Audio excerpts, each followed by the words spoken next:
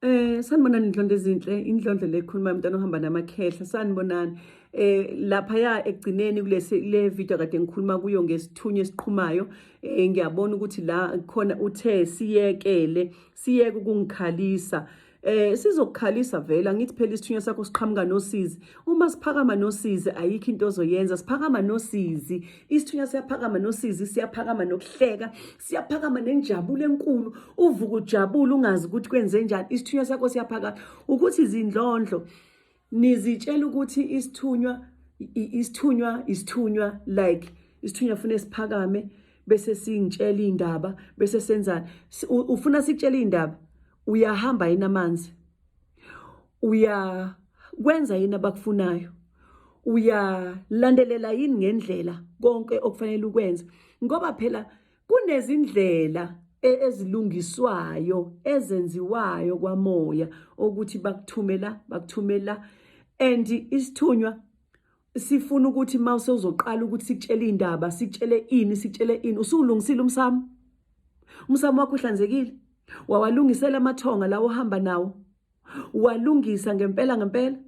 Bese siyakwazi, asikwazi ukuthi singakhuluma sikutshele okunye, singakubonisa nje ngamaphupho ukuthi lungisa la nala. Uma singakwenzi lokho kusho ukuthi khona okurong. Okay. Lapha ke amaphupho meaning kodwa ekseni angikhumbuli futhi sengiphindile ngayenza lento ngoba mangikhuluma bakithi hayi okay sengifikile. Thokoza Ndlondlo enkulu, ngicela ukubuza, uma uphupha ugeza ehlathini uhamba nomuntu wesilisa wasekhabo mama wakho, ufike ufice owakomalume wesifazane kuleli hlathi engathi ugeza naye lo wakomalume, ngabe kusho ukuthini? Ngabe kusho ukuthi ke leso sithunywa sikutshelile manje ukuthi kufanele uyogeza amathonga sekhabo mama, kufanele uhambe uyowageza wahlambulule abahlambululekile, bazokubonisa indlela ozobageza ngayo, bazokwazisa ukuthi bageze kanjani. Uma ngabe manje ubabona lana besehlathini, ubabona uzogeza uphupho uthe usehlathini na ehlathini uhamba nomuntu wesilisa wasekhabo mama, okusho ukuthi ke kukhona owasekhabo mama ofuna ukuyogezwa amacala akhe, kukhona izinto ofanele uyomgezela khona le ehlathini, ngoba kukhona abantu phela efuna sibageze, singabagezele ekhaya, singabagezeli endaweni ezithile, sibagezele sibalungisele kahle ngisho ukulungisa mawumlungisela into yakhe. Kodwa ke uzokuthola kanjani lokho? Phahla, mina ngeke ngithi iphupha bakukhombise lona elishort file uhlambulula amathongo, wahlambulule kanje bakubonisa ihlathi. Buza ukuthi ngithathe inani ngoba bugeza ngani, bugeza ngamanzi, lawo manzi lawo hamba nawo wathathe mawukuthi ubona amanzi qha. Hamba nalawo manzi uhambe uye ehlathini. Uma ngabe sebekuphendulile, mabe ngakuphendula ukuthi yenza kanjani, hamba uye ehlathini bese ufike ukhuluma uthi ngizogeza abasekhabo mama bangcolileyo, ngizogeza lo othi ngibone la ohamba nomuntu wesilisa wasekhaya umama wakhe, ufike ufice umalume wesifazane kuleli hlathi engathi ugeza naye lo wakomalume. Bona ukuthi ubani ogezwayo, wesifazane noma wesilisa, ukuze mawukhuluma mawusugeza usho ukuthi ngigeza umuntu wesilisa phekwe impilo yami wasekhabo mama ongcolileyo, ngithema ngize namhlanje ngizomhlambulula, ngisuse lokho. Kodwa nina indlondlo niyazi ukuthi ngimsusa ini, kodwa kumnandi mawuzophahla kuqala ubabuze ukuthi ngimgeza ini, usuka ini, ukuze umlomo wakho uthi mawukhuluma lapha wenze lokho kuyikona. Ungafuni ukulekelelwa umuntu la ngoba bakubonisile ukuthi uzomgeza kanjani. Ungabuza futhi mawuphinda ufuna ukubuza kimi Ndlondlo, akunankinga. Ngoba anginankinga nokuthi ungabuza ngizophendula. Uphupha ugqoke kahle, umuhle kodwa uhamba ngezinyawo, kusho ukuthi awuphelelisile. Umuhle impela, uphelele kwamoya, kodwa manje awuphelelisile. Bafuna ukuthi ubacacisele abantu bakho ukuthi uyazi ukuthi bahamba nawe. Hamba okwenza imbeleko Ndlondlo, icathulo kufune ugqokiswe icathulo esifanelekile, fune kunikezwe icathulo ezangempela ungene ezicathulweni zabo ubonise ukuthi wena uyazi ukuthi uhamba namathonga kobani.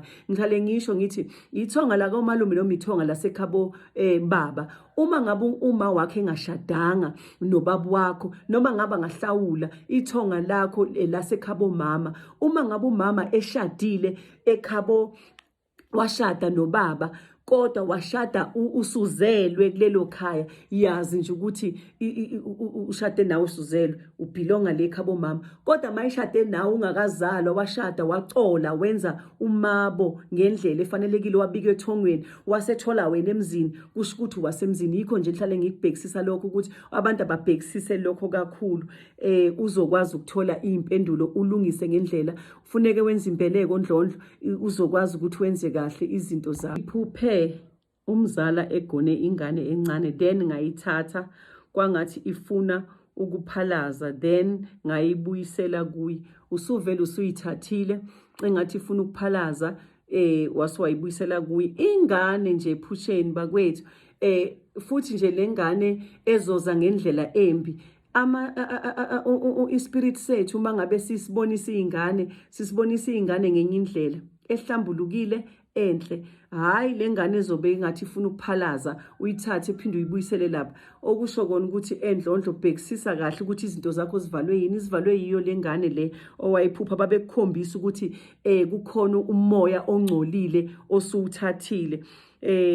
Bese kuba la ukuthi mangikhuleka siyaphakama kodwa angazi ukuthi basuke bethini. Qhubeka ukhuleke until baze bakwazi ukukhuluma kuwe ukuthi bathini.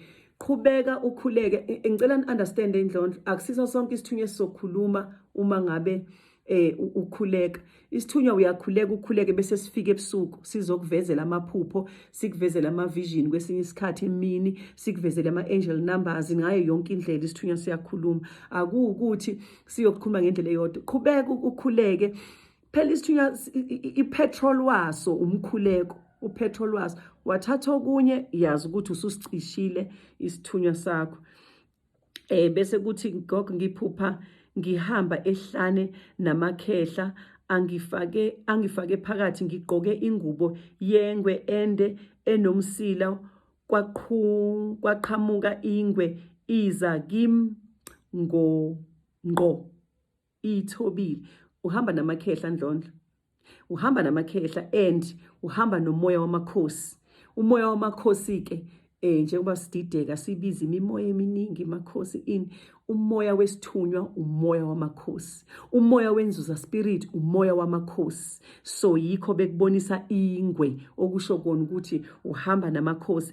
And ngigqoke ingubo yengwe and hamba uyoyithenga indwangu uyithunge ngale ndlela oyibone ngayo, uyibike uyihlambulule bese uyayigqoka. Uhamba uyehlane futhi la uyokhuleka khona, la kade ubona khona amakhehla kahamba khona, uyahamba uyophahla khona ndlondlo.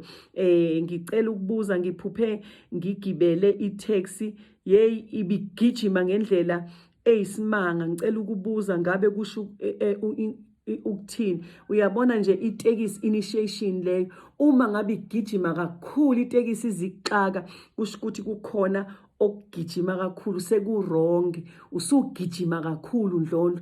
Uhambile kushuthi wahamba waya la uyakhona wathi uyalungisa, wahamba waya kuphi uthi uyalungisa, usufast kakhulu, usugijima kakhulu ngendlela yokuthi uyozuduke, hayi ukuthi usiphakamisa ngokukhulu ukuphuthuma nokwenzani, kodwa kusho ukuthi indlela yakho lo ihambayo isingaphezulu kokwenza. Nciphisa uhambe kahle. Phela izinto siyibona emaphusheni, uma usugijima kakhulu ispeed isesikhulu basho ukuthi uzoshayisa.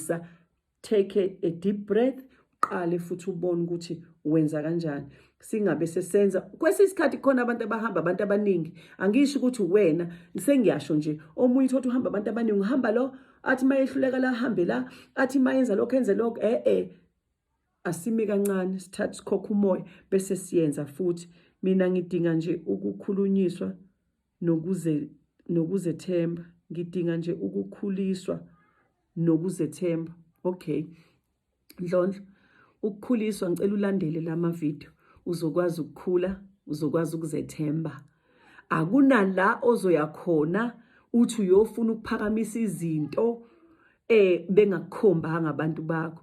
Uma ngabe bengakukhombi, khuleka ubone, wenze sure ukuthi abakukhombi ngoba yibo noma ingoba imimoya yobumnyama. Kukhona phela nalokho, kodwa zethembe, landela umkhuleko.